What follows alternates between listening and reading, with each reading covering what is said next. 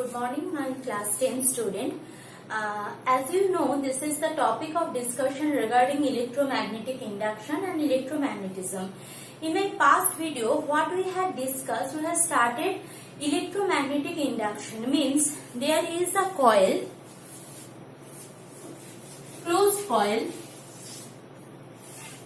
Here you are having a meter, galvanometer or ampere meter, whatever it may be. And here you are having a bar magnet. Now, if you are moving this bar magnet towards the coil or away from coil, means somehow the bar magnet has a motion. Then what is happening? There is a generation of current. That current is coming from the induction effect or due to this magnet. The induction effect due to this magnet on the coil and due to the change in magnetic flux. As I stated earlier, the change in magnetic field means change in magnetic field of lines. Number of field of lines passing through a coil is called as magnetic flux. So, if the magnet is moving very fast or moving away from the coil, moving towards the coil or moving away from the coil, actually what is happening? The number of flux coming here either increasing or decreasing. Clear? So, number of flux passes through the coil increasing or decreasing means inside the coil there is a change in magnetic field. So, inside the coil if there is a change in magnetic field, there is a generation of current. This much already we had discussed. Faraday's electromagnetic induction, how it stated, that is also discussed. Today we will start from Faraday's law of electromagnetic induction. Means what in the experiment, what was observed by Faraday, he has stated, he has compacted in two laws that we will discuss today. So let's start. If I go first law of Faraday, in my PDF note, laws are given here. As you know, I am just giving you the explanation of those laws. First law, whenever there is a change in magnetic flux, means who is changing magnetic flux?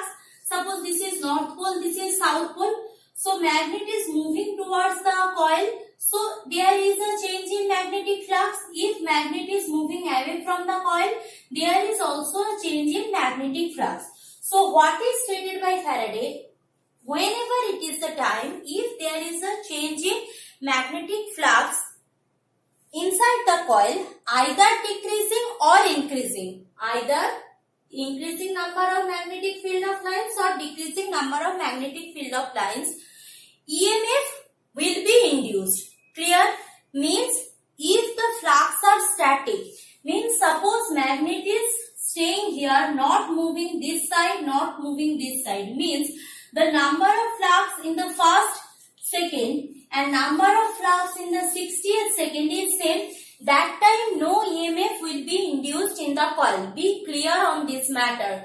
Means if the magnet is moving towards the coil or away from the coil, means if there is a change in magnetic flux within the coil, there should be a induced EMF. That is the number one, first law of Faraday's first law. And second law is what? Magnitude of electromagnetic force, where it is inducing in this coil. So how much EMF will be induced is directly proportional to the rate of change of magnetic flux linked. Means more the number of flux by time, means if magnet is coming, more is the number of flux divided by, this is what? Rate of change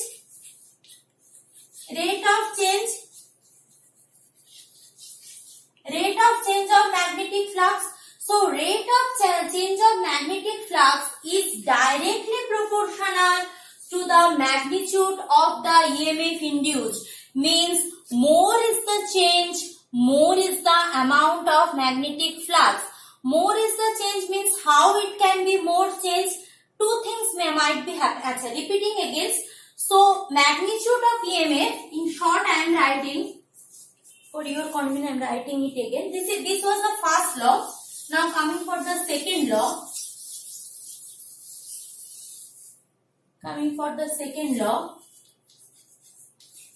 EMF, magnitude of EMF is proportional to flux by time.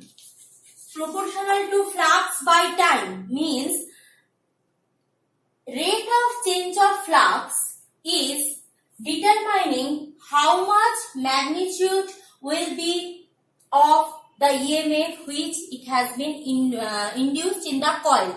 More the change in flux, more the EMF. Now coming for the rate of change of flux. Now rate of change of flux can be done by two ways. What?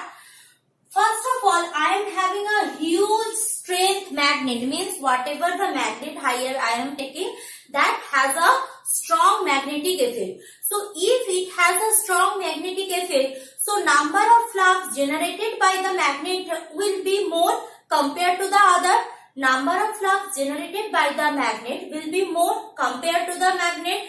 Means obviously if you are having a 100 strength, I am not going for unit because unit not included here.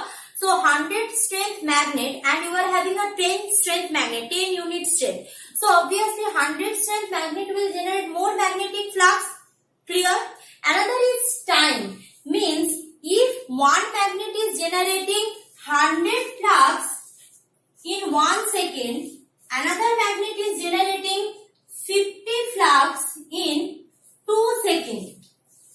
So who has the more strength? Obviously the 100 flux has the more strength. Clear? So more is the within a short interval of time, number of magnetic field of lines more, means the rate of change of magnetic flux is more and induced EMF is more. Now Faraday considered that, Faraday stated that the change in magnetic flux, he is not going for the that increasing or decreasing. Now if rate of change increasing means, suppose in first second, 1 second 100 flux generated, after 2 seconds it is 1000 flux generated. Means first time it was 100, then in the second means in the second one it is 100 times more with respect to the first, means the rate is increasing. So if rate is increasing, the magnitude of EMF will also be increasing. Be clear regarding that. So rate of change of flux with respect to time determine the magnitude of EMF. That was the second law of Faraday. So first law, if there is a change in magnetic flux, obviously there will be a generation of magnetic induced EMF in the coil. And as long as magnetic field is present over there, change in magnetic flux is present over there, induced EMF will be produced. If there is no magnetic field, no induced EMF will be produced. And the second one is the magnitude of EMF is directly proportional to the rate of change of flux or magnetic flux. Means if magnetic flux is not changing with time, induced EMF will not change. Means how much induced EMF is produced in the coil is directly proportional to the flux or rate of change of flux. Clear?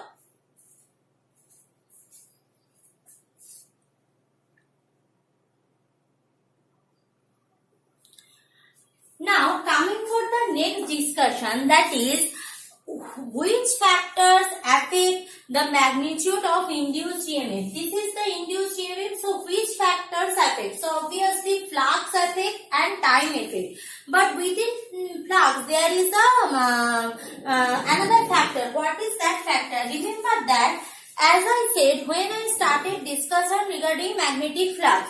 So if this is the solenoid turns 1, 2, 3, 4. So how many number of turns? 4 number of turns. So if magnetic field of lines passes through the area of the coil, means number of field lines passes through the area. So if I am going for this number 1, this is second, this is third, fourth. So if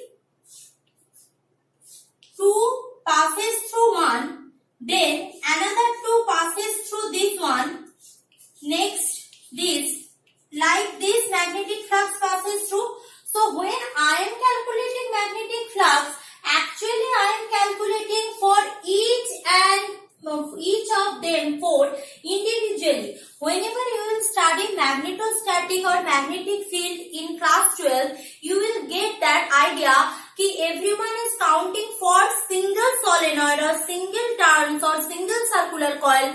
They are after that they are multiplying for number of turns.